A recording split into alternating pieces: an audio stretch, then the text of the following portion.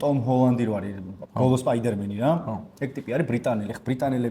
ბრიტანეთში ზოგადად ალკოჰოლიზმი ძალიან ზეიმობს რა, იქ პაბიდან პაბში დადიან ტიპები, სამსახური პაბი სამსახური რა და ეგეთი ტიპი ყვება ესეთ ისტორიას რა, რომ ბიჭო როლისთვისო გადავდიო რა, თან ის ათლეტური ტიპია და რა თქმა უნდა მაგ დროს არ ვსვავდიო ხო და რომ მორჩიო როლსო რაღაცა ჩემ თავს დავაჯილდოვეო რა, ავდექიო ერთი ჭიქა ღვინო დავლიო, ღვინო დავლიო, გავედიო პაბში მეგობრებთან უკეო და ეს ერთი ჭიქა ღვინო უკვე გამიგზა და სადღაც ერთი წელზე მეტიო რა, ტიპი წარმოიდგინე, ანუ ერთი ჭიქა ჩემ თავს დავაჯილდოვებ და უკვე ერთი შემოიხედა და ერთი წელი გავიდა რა და ეგრევე დავასტოპეო, დავდგიო ჭიქაო.